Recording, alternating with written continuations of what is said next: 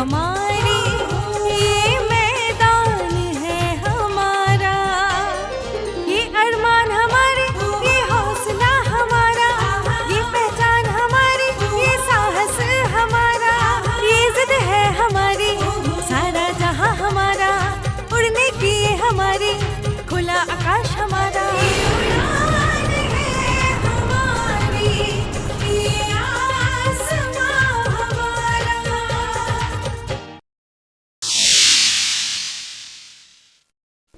नमस्कार।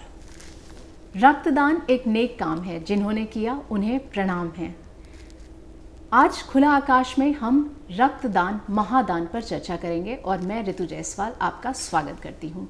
हम सभी जानते हैं हमें अपनी कमाई का कुछ हिस्सा अवश्य दान में करना चाहिए, जिससे सिर्फ इस जन्म में नहीं, कहा जाता है आगे आने वाले जन्मों में भी इसका बहुत लाभ मिलेगा, पुण्य मिलेगा, फ़ायदा मिलेगा।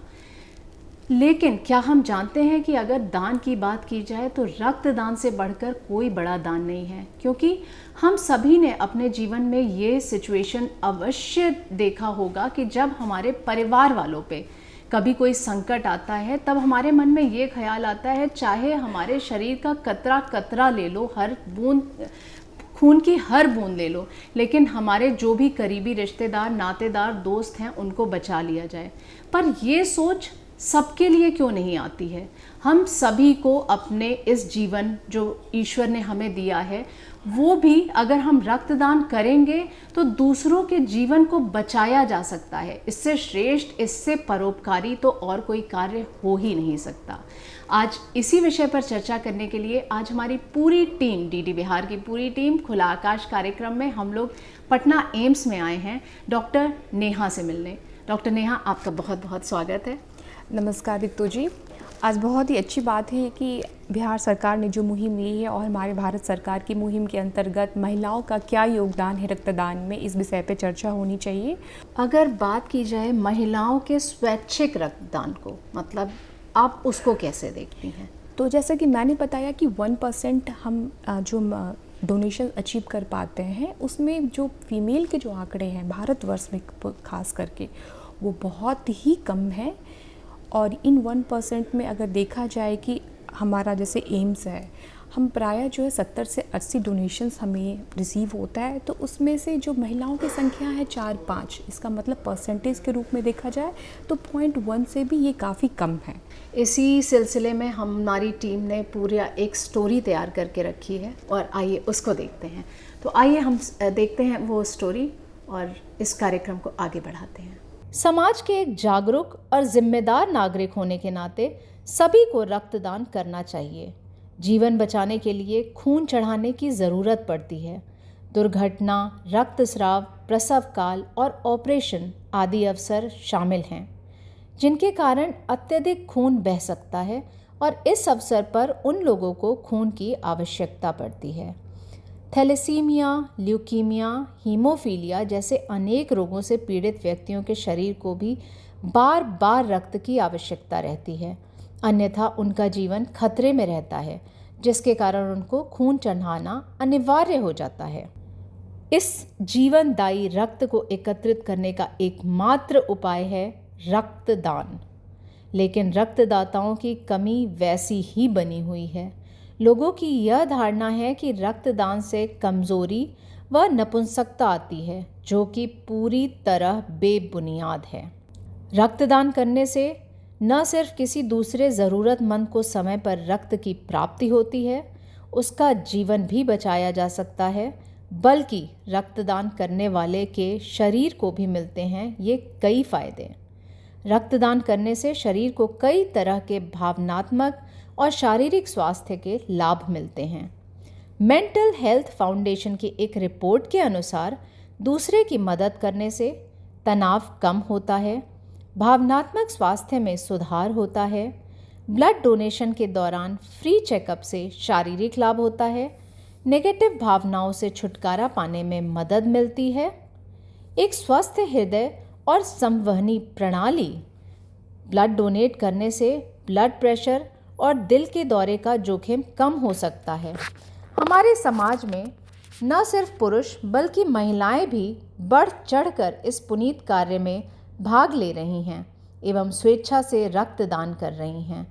सलाम है ऐसी वीरांगनाओं को जिन्होंने पुरुषों के साथ कंधे से कंधा मिलाकर इस नेक और बेहद ही ज़रूरी काम में अपनी भागीदारी साबित की है। जैसा कि डॉक्टर नेहा हमें बता रही हैं कि रक्तदान करने से सबसे बड़ी चीज़ है, एक तो हमें जो मानसिक संतोष मिलता है कि हमें खुद को ये एक फील आता है कि हम किसी और के जीवन की भी रक्षा कर रहे हैं, और ये स्टोरी के माध्यम से भी हमको यही ज्ञान मिलता है कि ये रक्तदान सबसे बड़ा महादान है। आइए इसी कार्यक्रम को हम जारी रखेंगे, लेकिन उससे पहले लेते हैं एक छोटा सा ब्रेक और मिलते हैं इस ब्रेक के बाद। जो होता है स्क्रीनिंग करते हैं। स्क्रीनिंग में जैसे कि आपने क्या खाना खाया है, कितनी देर आपने सोए हैं, आपका स्वास्थ्य ठीक है, आपका HB कितना है,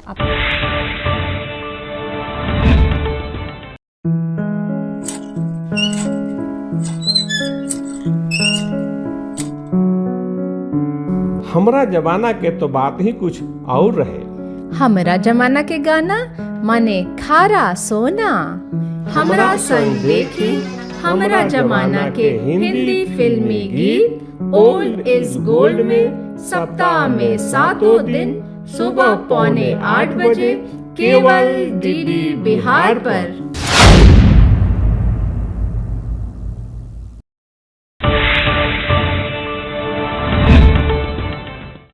स्वागत है आपका एक बार फिर से आपके अपने कार्यक्रम खुला आकाश में। हम जान रहे थे डॉक्टर नेहा से कि रक्तदान करने के लिए हमें क्या क्या चीज़ों को जानना ज़रूरी है, और अभी मैं डॉक्टर नेहा, जैसा कि हम लोग देख रहे हैं कि हर तरफ बहुत सा लोगों के मन में शंका भी है और वो भी है, तो रक्तदान करने के समय मतलब हमें क्या क्या सावधानियां बरतनी चाहिए, उसके पहले उसके बाद क्या क्या चीज़ें हैं जिनका विशेष ध्यान रखना चाहिए? जैसे कि मैंने बताया कि रक्त देना, आप दूसरे की तो हेल्प कर रहे हैं, पर ये एक डुअल पद्धति है, इसमें आपके भी फ़ायदे होते हैं। जब आप ब्लड सेंटर पे पहुंचते हैं तो आपको एक फॉर्म भरना होता है। उस फॉर्म के बाद आपका मेडिकल एग्जामिनेशन शुरू होता है। नाम, एज, सब कुछ सारा विवरण आप उस फॉर्म में डालते हैं। फिर डॉक्टर आपका जो होता है स्क्रीनिंग करते हैं। स्क्रीनिंग में जैसे कि आपने क्या खाना खाया है, कितनी देर आपने सोए हैं, आपका स्वास्थ्य ठीक है, आपका HB कितना है, आपका हाइट कितना है, आपका वेट कितना है, तो इन तरह के क्वेश्चंस होते हैं। आपने कभी इन्फेक्शंस 1 साल के अंदर आपको hepatitis B, C, malaria, dengue, syphilis ये सब कुछ हुआ है, आपने कोई टैटू करा रखा है, इन सारे क्वेश्चन से आप जो है इनका सामना करते हैं।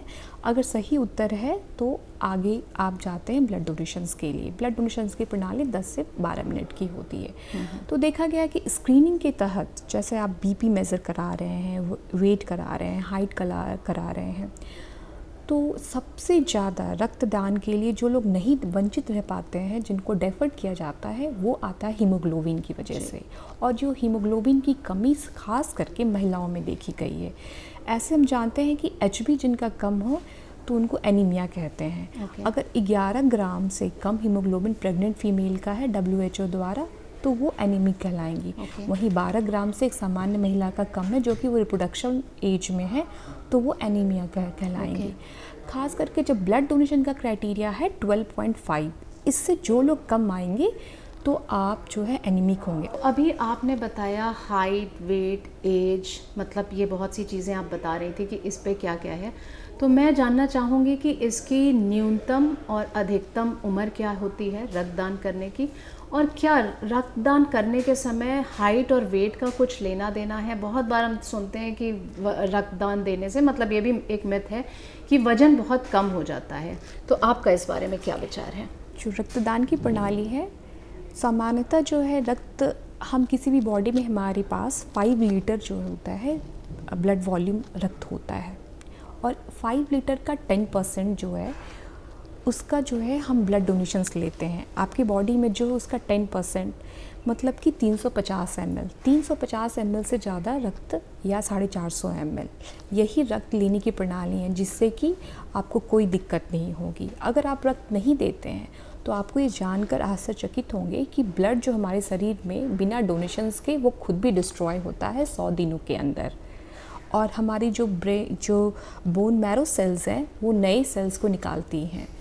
फिर अगर की प्रणाली अगर आप पूर्णतः हर 4 महीने पे फीमेल कर रही है तो बोन मैरो से ऐसे सेल्स निकलेंगे जिनकी ऑक्सीजन बाइंडिंग कैपेसिटी काफ़ी हाई है और ये प्रणाली बहुत अच्छे से बेहतर होती है। रक्त का जो पूर्णतः कार्य ये होता है कि ऑक्सीजन हमारी कोशिकाओं को वो पहुंचाता है। तो अगर जो कोई भी हमारे व्यूअर्स यहाँ पे देख रहे हैं, मैं उनको बताना चाहूँगी कि रक्तदान के यहाँ पे फ़ायदे डॉक्टर नेहा हमको बता रही हैं।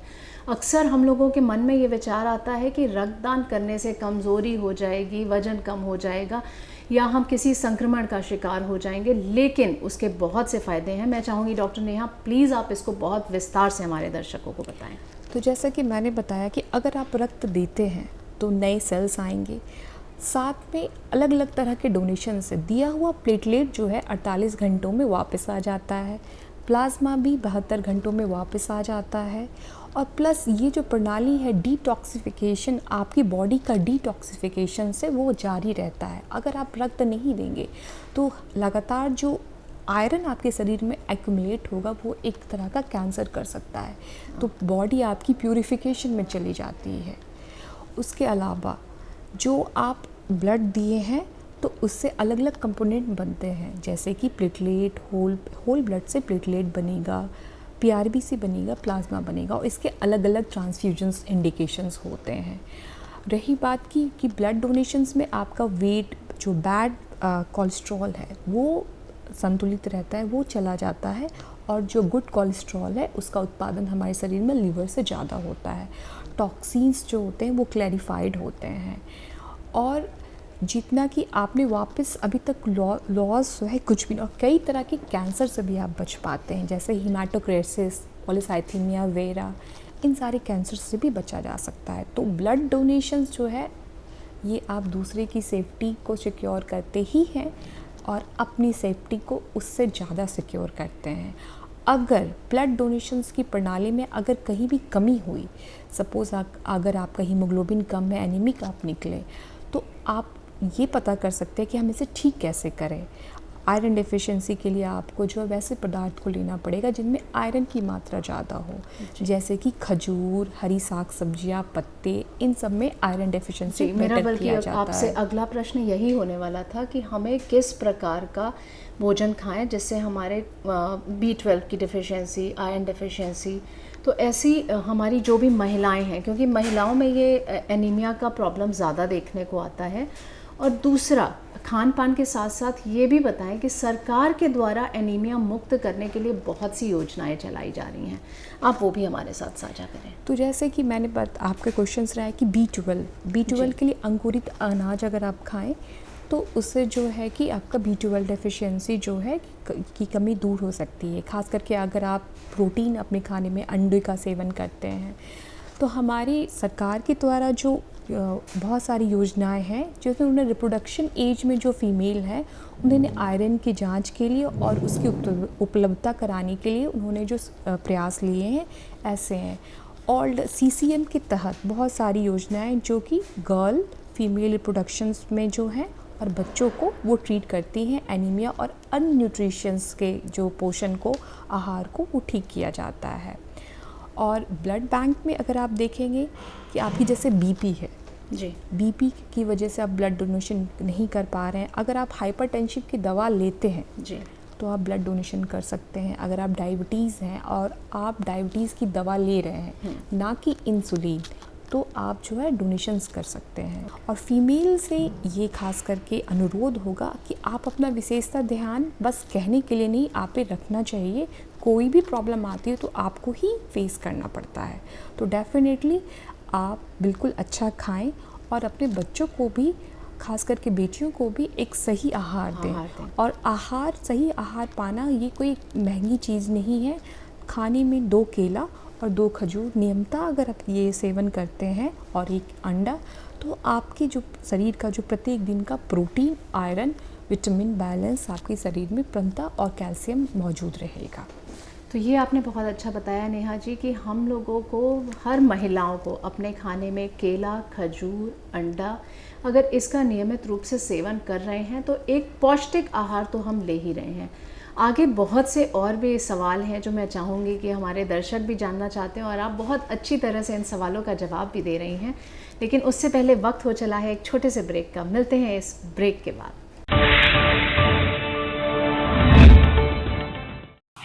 आवश्यकता है कि समाज में महिलाओं के प्रति सकारात्मक दृष्टिकोण अपनाया जाए और उन्हें स्वास्थ्य और रक्तदान जैसी सामाजिक जिम्मेदारियों के प्रति सजग रहकर बढ़ चढ़कर हिस्सा लेना चाहिए। मैंने देखा जब तेरी नजरों के थ्रू, कभी 101 कभी 102। अब डीडी बिहार पर मजा ली सदाबहार हिंदी फिल्मी गीतन के पहला, दूसरा और पांचवा सोमवार, मंगलवार, बृहस्पतिवार, शुक्रवार, शनिवार और रविवार शाम 7:30 बजे देखिए चित्रहार सिर्फ डीडी बिहार पर।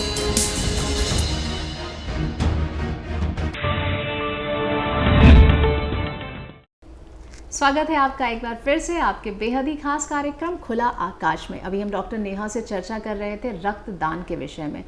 तो नेहा जी ने हम लोगों को बहुत सी बातें बताई कि अपने स्वास्थ्य का ध्यान रखें, क्या क्या करें क्या ना करें, जिसमें मुझे एक बहुत अहम चीज़ लग रही है। आज का युवा वर्ग टैटू में बहुत ज़्यादा मतलब उनको एक अट्रैक्शन दिखता है। तो आपने बताया टैटू किया हुआ है कि नहीं, वो उस समय में जब स्क्रीनिंग होती है तो फॉर्म में भरवाया जाता है। तो नेहा जी, टैटू का और रक्तदान से क्या लेना देना है? तो जिन लोगों ने टैटू या गोदना अगर करा रखा है और इसकी अवधि 1 साल से ज़्यादा हो रखी है, तो 1 साल से अवधि जिनकी ज़्यादा हो रखी है वो ब्लड डोनेशंस कर सकते हैं। लेकिन जो पर्सन जिन्होंने हाल फिलहाल में 6 महीने में या विदिन 1 ईयर करा है तो वो नहीं करेंगे। इसका मेन रीज़न ये है कि जब टैटूइंग के बाद, गोदना के बाद जो वो निडल यूज़ करते हैं उनके हाई चांसेस रहते हैं संक्रमण से। और अगर आप कहीं भी आप चाहते हैं कि किसी तरह की आर्टिस्टिक एक्टिविटी अपने बॉडी पे करें तो निडल्स जो है ये नहीं होनी चाहिए। लेकिन ब्लड सेंटर पे ये इम्पॉर्टेंट है कि अगर आपने रिसेंट करा रखा है और 1 साल के विदिन करा रखा है तो आप ब्लड डोनेशंस नहीं कर पाएंगे। तो आपके हिसाब से जो ये पूरे हाथ में और बॉडी में लोग करा रहे हैं, ये क्या स्वास्थ्य के नज़र से अगर देखा मोर जाए देन तो 1 ईयर अगर जिनका हो रखा है तो वो ब्लड डोनेशंस कर सकते हैं। जी जी जी। तो मैं अभी आपने जैसे बताया कि टैटू वाली चीज़ें, और दूसरा आपने बताया कि महिलाओं का खान पान। मैं जानना चाहूँगी कि महिलाओं में जो खास समस्या भी है, और मतलब जो उनको एक मासिक धर्म के दौरान बहुत लोगों को बहुत ज़्यादा हैवी ब्लड लॉस भी हो जाता है, तो उस पीरियड में बहुत बार होता है कभी परिवार में ऐसी स्थिति आ गई है कि उनको भी ब्लड डोनेशन करना पड़ जाए, तो आपके हिसाब से उस स्थिति में वो ब्लड डोनेट कर सकती हैं या नहीं? देखिए, प्रेग्नेंट फीमेल अगर है तो वो ब्लड डोनेशंस नहीं करेंगी। जब तक अगर लैक्टेटिंग वीमेन है वो भी ब्लड डोनेशंस नहीं करेंगी। वैसी फीमेल जो कि अगर एक्टिव मेंस्ट्रुअल पीरियड में है, मासिक धर्म जिनका चल रहा है, उस जब तक वो समाप्त नहीं हो पाएगा उसके समाप्त होने के 2-3 दिन के बाद की अवधि पे वो कर सकते हैं। एक महिला अगर उन्होंने ब्लड डोनेशंस किया हुआ है तो दोबारा रक्तदान की अवधि उनकी 4 महीने के उपरांत आएगी। ये इसलिए कि उनके मासिक धर्म में जो वो 250 ml जो है ब्लड लॉस कर सकती है। वहीं पुरुषों का रक्तदान का जो अंतराल है वो मात्र 3 महीनों का है। तो महिला, खास करके सभी महिला, भारतवर्ष की सभी महिलाओं से ये अनुरोध है कि आज आपकी पुरुष अगर वो ब्लड डोनेशंस कर रहे हैं तो आपको बराबर भागीदारी निभानी है। आज ये चर्चा अगर ये उठी है कि महिलाओं की भागीदारी कितनी है रक्तदान में, तो आपकी ही उतनी ही भागीदारी है जितना कि पुरुष में। आप इस समाज को बढ़ाती हैं, आपका जो योगदान इस समाज के फैलाव में हमेशा देखा गया है। अगर किसी को, अगर कोई आपके घर में कमी होती है तो आप सारा भार अपने खुद पे ले लेती हैं। तो आप बिल्कुल स्वस्थ रहें ताकि आप अपनी मदद, अपने समाज की मदद, अपनी पड़ोस की मदद कर पाएंगी।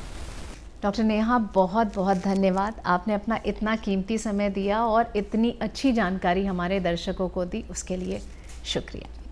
ब्लड डोनेशन यानी रक्तदान एक ऐसा महादान जिससे किसी को नया जीवन मिल सकता है।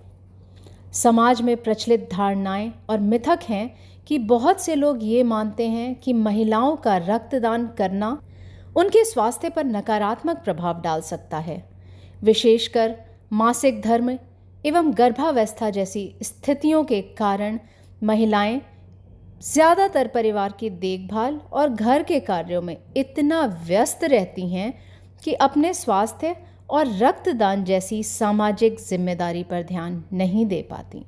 आवश्यकता है कि समाज में महिलाओं के प्रति सकारात्मक दृष्टिकोण अपनाया जाए और उन्हें स्वास्थ्य और रक्तदान जैसी सामाजिक जिम्मेदारियों के प्रति सजग रहकर बढ़ चढ़कर हिस्सा लेना चाहिए। जब महिलाएं इस प्रक्रिया में शामिल होंगी तो इससे एक स्वस्थ समाज का निर्माण होगा। आइए मिलते हैं एक ऐसी ही जाबाज बहादुर महिला से जिन्होंने अपने पति के एक्सीडेंट हो जाने पर इस संकट की स्थिति में पूरी हिम्मत के साथ डटी रहीं और रक्तदान करके उन्हें बचाया भी। आपका नाम क्या है? विभा देवी। तो आप यहाँ पे क्या कैसे आई हैं? मैं पति की इलाज कराने आए थे। अच्छा, तो फिर उन्होंने बोला कि खून की ज़रूरत है तो आप आई कि हाँ। तो आपने जांच करवाया, आपका सब कुछ नॉर्मल आया? हाँ, सब कुछ अच्छा, तो अभी आपको कोई कमज़ोरी तो नहीं लग रही है? नहीं। एकदम स्वस्थ लग रहा है? आप इतना बढ़ चढ़ के अपने पति के लिए सब कुछ पूरी जिम्मेदारी अपने ऊपर ली हुई हैं? लेना पड़ती है। लेना पड़ता है। पहले भी कभी ऐसा हुआ है? नहीं। पहले कभी ऐसा क्या हुआ है आपके हस्बैंड को? गाड़ी पर से गिर गया था, नस दब गया कमर को। तो डॉक्टर क्या बोले? ऑपरेशन कराना पड़ेगा। तो इसलिए खून की ज़रूरत है। हाँ। तो अभी हम लोगों ने देखा कि विभा देवी जी के हस्बैंड को चोट लग गई, कमर में उनका एक्सीडेंट हो गया है और कोई नस दब गई है, तो डॉक्टर ने बोला कि ऑपरेशन करना पड़ेगा और खून की ज़रूरत है। तो जिस तरीके से वो सामने आई उस समय उन्होंने अपनी सारी मिथ, सारी शंकाओं को किनारे कर दिया और अपने परिवार की रक्षा के लिए उन्होंने बिल्कुल नहीं सोचा कि मेरे स्वास्थ्य का क्या होगा, पता नहीं बाद में कमज़ोरी आएगी कि नहीं। तो जब कोई ज़रूरत पड़ने पे रक्तदान कर सकता है तो क्यों स्वैच्छिक रक्तदान की कमी है? जब यही प्रण हम सभी ले लेंगे कि रक्तदान महादान है और ज़रूरत पड़ने पे वो सबके लिए अवेलेबल होगा, यही हमारे सबसे बड़ी जीत होगी, यही हमारे सबसे बड़ी ताकत होगी। आज हम लोग चर्चा कर रहे हैं कि रक्तदान महादान है और महिलाओं को बढ़ चढ़कर इसमें हिस्सा लेना चाहिए। तो मीनू मोदी जी इसका एक साक्षात उदाहरण है, जिन्होंने हर समय हर संभव प्रयास किया है लोगों की मदद करने के लिए और वो हमेशा तत्पर रहती हैं कि अगर किसी को भी ज़रूरत है तो उन्हें रक्तदान करना चाहिए। आइए इसी विषय पर सुनते हैं उनके विचार। मौका दीजिए अपने खून को किसी की रगों में बहने का, ये लाजवाब तरीका है कई जिस्मों में जिंदा रहने का। नमस्कार, मैं मीनू मोदी पटना बिहार से। मैं रक्तदान के क्षेत्र में कार्य करती हूँ और मैंने अपने जीवन का 17 बार रक्तदान किया है और इसके अलावा मैं कई सामाजिक कार्यों में बढ़ चढ़ कर हिस्सा लेती रहती हूँ, जैसे वृद्धाश्रम जाना, वृद्धाश्रम में वृद्धों की सेवा करना, अनाथ आश्रम में बच्चों की सेवा और भी अन्य ऐसे कार्य हैं जो सेवा के तहत आते हैं, मैं करती रहती हूँ। मेरी एक संस्था है गुरु कृपा मानव सेवा गाँव, जिस एक कदम मानवता की ओर। इसके तहत मैंने 4 रक्तदान शिविर लगाए हैं जिसमें लोगों को जागरूक करके मैंने रक्तदान करवाया है। मेरे बच्चे भी रक्तदान करते हैं। मेरी बिटिया ने अभी तक 11 बार रक्तदान किया है और मेरी बेटी ने 2 बार रक्तदान किया है। मेरे दोनों बच्चों ने मतदान करने से पहले रक्तदान किया है। रक्तदान के बारे में एक मिथ्या धारणा है कि रक्तदान करने से कमजोरी आती है। बहुत बार ऐसे कॉल्स आते हैं कि मैम हमें रक्त की ज़रूरत है, तो जब उन्हें कहती हूँ कि आप रक्तदान कर सकते हैं, आपने किया है कि आप कर सकते हैं, तो वो कहते हैं कि नहीं मैम मैंने नहीं किया है, हमें कमजोरी आ जाएगी और हमारे शरीर में खून ही नहीं है। तो ऐसी कोई बात नहीं है। उन्हें समझाती हूँ, उन्हें बताती हूँ कि ऐसी कोई बात नहीं, आप रक्तदान कर सकते हैं और आपकी 1 यूनिट रक्तदान करने से 3 जिंदगियाँ बच सकती हैं। और अगर आप रक्तदान कर रहे हैं तो आपका ब्लड टेस्ट भी होता है, जिससे आपके अंदर पनप रही बीमारियों का भी पता चलता है। जो बीमारियाँ बाहर से पता नहीं चलती वो टेस्ट होने से पता चल जाती है समय रहते, जिससे आप स्वस्थ हो सकते हैं। और रक्तदान करने से आपका ब्लड सुचारू रूप से प्यूरिफाई होते रहता है, जिससे कभी कोई बीमारियों की आशंका ही नहीं रहती है। महिलाओं को हर 4 महीने पे रक्तदान करना होता है और पुरुष 3 महीने पे कर सकते हैं। महिलाएं के लिए कुछ रिस्ट्रिक्शन है, जैसे वो पीरियड्स में ब्रेस्ट फीडिंग करा रही हों या फिर वो प्रेग्नेंट हों तो रक्तदान नहीं कर सकती हैं, लेकिन इन तीनों चीज़ के अलावा वो कभी भी रक्तदान कर सकती हैं। तो दर्शकों, आज हमने जाना कि रक्तदान कितना महत्वपूर्ण है। डॉक्टर नेहा ने भी बहुत आसान शब्दों में बताया कि महिलाओं को अपने स्वास्थ्य का ध्यान रखना चाहिए। अपने स्वास्थ्य का ध्यान रखेंगे तभी हम घर की, परिवार की और समाज की सेवा कर पाएंगे। इसलिए अपने स्वास्थ्य का पूरा ध्यान रखें। महिलाएं भी पुरुषों के साथ जैसे हर क्षेत्र में बढ़ चढ़ के सामने आ रही हैं, रक्तदान में भी वो अपना पूरा योगदान दें। सिर्फ ऐसी स्थिति का इंतज़ार ना करें कि जब हमारे करीबी परिवार या रिश्तेदार, नातेदार के ऊपर मुसीबत आए तब हम रक्तदान करें, नहीं, क्योंकि हमारा रक्त आराम से हम लोग इसको दे सकते हैं और उसके बाद किसी संक्रमण का खतरा नहीं है। कोई ऐसा नहीं है कि हमारा वजन कम होगा, हम किसी और बीमारियों से ग्रसित हो जाएंगे, ऐसी कोई चीज़ें नहीं होने जा रही है। और सबसे बड़ी चीज़ जो एक हमें मानसिक शांति मिलेगी कि हमने रक्तदान करके किसी और के जीवन को बचाया है। क्योंकि हम सभी जानते हैं कभी ऑपरेशन, किसी भी सर्जरी के समय में ब्लड लॉस होने पे रक्त की कितनी ज़्यादा ज़रूरत होती है। जब ये किसी करीबी पे पड़ता है तभी क्यों समझें। एक जिम्मेदार नागरिक होने के नाते हम सभी को रक्तदान में बढ़ चढ़कर हिस्सा लेना चाहिए, क्योंकि आज देंगे नहीं तो कल मिलेगा कैसे। मिलते हैं अगली कड़ी में एक नए विषय के साथ। तब तक के लिए मुझे और मेरी टीम को दीजिए इजाज़त। धन्यवाद। ये उड़ान है हमारी, ये आसमां हमारा, ये छलांग है हमारी, ये मैदान है हमारा, ये अरमान हमारे, ये हौसला हमारा, ये पहचान हमारी, ये साहस हमारा, ये जिद है हमारी, सारा जहां हमारा, उड़ने की ये हमारी, खुला आकाश हमारा।